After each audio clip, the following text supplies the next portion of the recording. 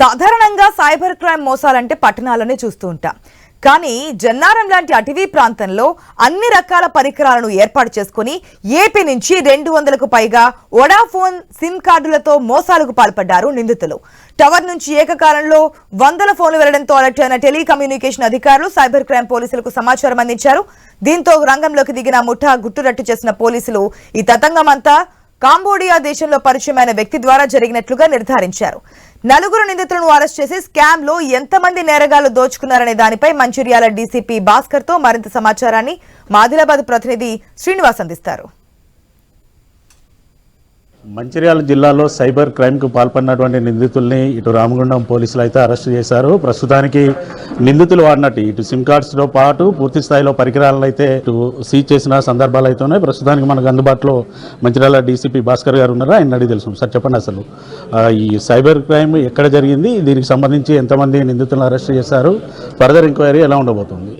Okay, Telangana cyber security bureau and department of టెలికమ్యూనికేషన్కు preventive స్టెప్స్లో భాగంగా మానిటరింగ్ ఆఫ్ ది కాల్స్లో భాగంగా జన్నారము టవర్ నుంచి సస్పీషియస్ మేనర్లో కొన్ని కాల్స్ జనరేట్ అవుతున్నాయనే ఇన్ఫర్మేషన్ మేరకు రామగుండం పోలీస్ కమిషనర్ అంబర్కిషోర్ జా గారిని కలవడం జరిగింది. వారి ఆదేశాల మేరకు జన్నారంలో సస్పీషియస్ టవర్ లొకేషన్ ఎక్కడైతే వస్తుందో అక్కడ కార్డినెంట్ సెర్చ్ చేయడం జరిగింది.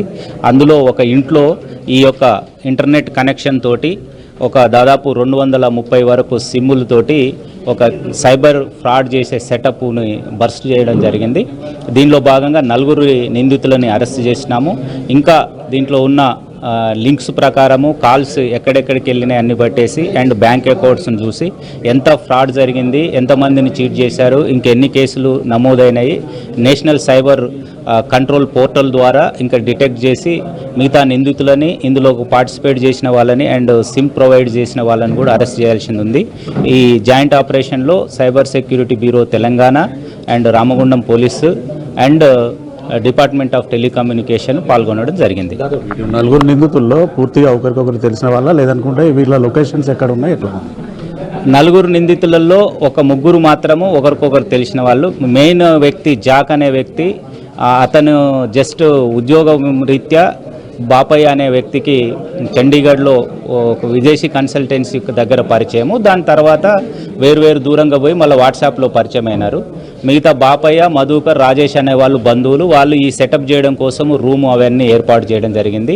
అండ్ కామేష్ అనే వ్యక్తి ఎవరికి పరిచయం లేదు. ఈ యొక్క ఆర్గనైజింగ్ క్రైమ్ చేయడం కోసమే వీళ్ళంతా ఒక రాకెట్కి ఏర్పడడం జరిగింది. సాధారణంగా మనం ఒక సిమ్ కార్డు తీసుకోవాలంటేనే పూర్తి స్థాయిలో డీటెయిల్స్తో పాటు వాటికి సంబంధించిన ఆధార్ కానీ ఇతరత్రా ఇస్తేనే సిమ్ కార్డ్స్ ఇస్తారు. అటువంటిది 200కు పైగానైతే సిమ్ కార్డ్స్ అయితే ఇచ్చారు. ఈ సిమ్ కార్డ్స్ అన్నీ కూడా ఎక్కడ ఇచ్చినట్టు గుర్తించారు, రానున్న రోజుల్లో ఎట్లా ఎంక్వైరీ చేయాలి? ఎస్, ఇప్పుడు సిమ్ కార్డ్ అనేది ఇప్పుడు ఉన్న నియమ నిబంధనల ప్రకారము ప్రాపర్ కేవైసీ చేసిన తర్వాతనే ఇవ్వాలనేది టెలికమ్యూనికేషన్ డిపార్ట్మెంట్ యొక్క రూల్స్ ఉన్నాయి. దీన్ని రూల్స్ను వ్యతిరేకించి పాయింట్ ఆఫ్ సేల్ దగ్గర ఎవరైతే ఇస్తారో అమాయకుల దగ్గర ఆధార్ కార్డు తీసుకోవడము, వాళ్ళని చీట్ చేస్తూ ఇట్లాంటి వాటిని యాక్టివేట్ చేసి ఎక్కువ డబ్బులు వస్తాయన్న ఆశతోటి ఇట్లాంటి సైబర్ క్రైమ్ నిందితులకు అమ్మడం జరుగుతుంది. కానీ ఇది చట్టరీత్యా నేరము. సైబర్ ఇన్ఫర్మేషన్ టెక్నాలజీ యాక్ట్ ప్రకారం కానీ బిఎన్ఎస్ యాక్ట్ ప్రకారం కానీ నేరము. వాళ్ళు కూడా నిందితులుగా భావించబడుతుంది. కేసుల ప్రకారం అరెస్ట్ చేయడం కూడా జరుగుతుంది. కాబట్టి ఏ ఒక్కరు కూడా అలాంటి దుర్మార్గమైన చర్యకు తీసుకోవద్దని హెచ్చరిస్తున్నాము. ప్రజలు కూడా వాళ్ళ ఆధార్ కార్డులు అట్లాంటి ఇచ్చేటప్పుడు వాళ్ళ యొక్క యాక్టివేషన్ చేసేటప్పుడు జాగ్రత్తగా ఉండాలని కూడా చెప్తున్నాము. ఈ సైబర్ క్రైమ్కి సంబంధించి ఏదైతే పరికరాలు ఉన్నాయో వీటన్నిటిని ఎక్కడి నుంచి వీళ్ళు తీసుకొచ్చినట్టు గుర్తించారు? ఇప్పుడు ఇది ఫర్దర్ ఇన్వెస్టిగేషన్ చేస్తున్నాము. ఇది వాళ్ళకు పార్సల్ ద్వారా వచ్చిందని ఇప్పుడు నిందితులు ప్రాథమికంగా ఇచ్చినారు. పూర్తిగా పోలీస్ కస్టడీ చేసుకున్న తర్వాత ఇంకా ఫర్దర్ డీటెయిల్స్ మీకు చెప్పడం జరుగుతుంది. ఈ సైబర్ క్రైమ్ తోటి ఎంత నగదుని వీళ్ళు దోచినట్టు ఏమన్నా గుర్తించారా, ఇంకా ఎంక్వైరీ జరుగుతుంది? ఇంకా మనం ఇప్పుడు యాక్చువల్గా ఇది రీసెంట్గా department of telecommunication, Telangana cyber security bureau, Telangana ప్రభుత్వము ప్రివెంటివ్ స్టెప్గా ఒక స్పెషల్ డిపార్ట్మెంట్ ఏర్పాటు చేసి నేరాలు జరగకుండా ఈ వర్చువల్గా సర్వేలెన్స్ పెట్టడం జరిగింది. ఇంటర్నెట్లో ఏం జరుగుతుందని దానిలో భాగంగా దీన్ని ప్రివెంటివ్గా చేయడము వీళ్ళు ఒక 1 మంత్ నుంచి నడుపుతున్నారు. ఇది పూర్తిగా చేస్తే ఎంతమందిని చీట్ చేశారు ఏందనేది ఫర్దర్ ఇన్వెస్టిగేషన్లో తేలుతుంది. ఇటు టెలికమ్యూనికేషన్ డిపార్ట్మెంట్కి సంబంధించిన వాళ్ళు ఉన్నారు, వారిని కూడా సార్ చెప్పండి, అసలు మీకు కంప్లైంట్ ఎలా వచ్చింది, ఎలా పూర్తి స్థాయిలో ఈ సైబర్ క్రైమ్ని మీరు గుట్టురట్టు చేశారు? షూర్ అండి. సో మాకు ఒక 2 వారాల క్రితం మా పోర్టల్ ఒకటి ఉంటుంది, చక్షు అని, గవర్నమెంట్ ఆఫ్ ఇండియాది సంచార్ సాథీ పోర్టల్. దాంట్లో ఒక కంప్లైంట్ వచ్చింది. ఆ కంప్లైంట్ని మేము, ఆ సస్పెక్టెడ్ నంబర్ని మేము ఇన్వెస్టిగేట్ చేయడం జరిగింది. దాని భాగంగా మాకు ఇలాంటి డివైజెస్లో ఆ నంబర్ యూజ్ చేయబడిందని మాకు తెలిసింది. సో మాకు తెలిసిన తర్వాత ఈ డివైజెస్ యొక్క IMEI డీటెయిల్స్ అని తీసుకొని మా అనాలిసిస్ ప్రకారంగా చాలా IMEIs గుర్తించడం జరిగింది. వాటి అనాలిసిస్ చేయడం ద్వారా మాకు తెలిసింది ఏంటంటే ఇది జన్నారంలో యాక్టివ్ ఉంది డివైజెస్ అని తెలిసింది. దాని తర్వాత మేము ఇంకోటి చేసాము, మేము ఈ డివైజెస్ నుంచి కాల్స్ ఎవరెవరికైతే వెళ్ళాయో వాళ్ళని సంప్రదించడం జరిగింది. వాళ్ళతో కన్ఫర్మేషన్ తీసుకున్నాం ఎవరు కాల్ చేశారు, ఎలాంటి కాల్స్ వచ్చాయని.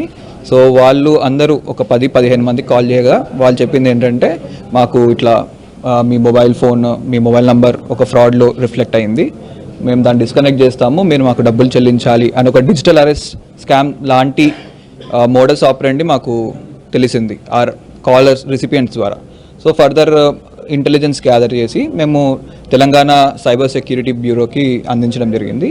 దాని తర్వాత స్విఫ్ట్గా Telangana cyber security bureau and also Ramagundam commissionerate police వాళ్ళు స్విఫ్ట్గా యాక్ట్ చేసి మాకు సపోర్ట్ చేసి ఒక జాయింట్ ఆపరేషన్ చేసి దీన్ని బస్ చేశాం. సిమ్స్ తోటి మీ ఎంతమంది కాల్ చేసినట్టు మీరు గుర్తించారు?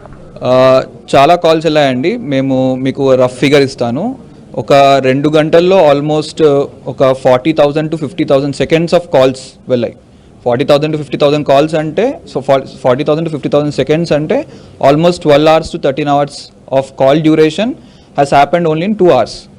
అలాంటిది వాళ్ళు మార్నింగ్ 9 o'clock నుంచి 5:30 వరకు నడుపుతున్నారు. దాని ద్వారా మీరు ఇమాజిన్ చేసుకోవచ్చు ఎంత కాల్ యాక్టివిటీ జరిగింది అని. అంటే ఈ క్రైమ్ తోటి అయితే బాధితుల సంఖ్య కూడా ఎక్కువ మొత్తం ఉందనుకోవచ్చు. బాధితుల గురించి మాకు ఇంకా తెలియదు, బట్ కాలర్స్ అంటే చాలా మందికి అయితే కాల్స్ వెళ్ళాయి. బాధితుల గురించి మేము ఫర్దర్ పోలీస్ వాళ్ళు ఇన్వెస్టిగేషన్లో బయటపడుతుంది. NCRP పోర్టల్ ఏమన్నా ఈ నంబర్స్ మీద ఏమైనా కంప్లైంట్స్ ఫైల్ అయితే దాన్ని బట్టి మనకు అర్థమవుతుంది. ప్రిలిమినరీ అయితే మా దగ్గర ఆ ఇన్ఫర్మేషన్ లేదు, పోలీస్ వాళ్ళు ఫర్దర్ ఇన్వెస్టిగేషన్లో అది బయటపెడతారు. చూడొచ్చు, భారీ సైబర్ క్రైమ్ అయితే ఇటు పోలీసులు అయితే ఛేదించిన పరిస్థితులు అయితే ఉన్నాయి. పూర్తి స్థాయిలో విచారణ తర్వాత మాత్రమే ఆ పూర్తి వివరాలు కూడా వెల్లడిస్తామంటూ కూడా ఇటు DCP భాస్కర్ గారు అయితే చెప్తున్న పరిస్థితులు ఉన్నాయి. వీడియో జర్నలిస్ట్ రమేష్తో శ్రీనివాస్, ఐ న్యూస్, మంచిర్యాల జిల్లా.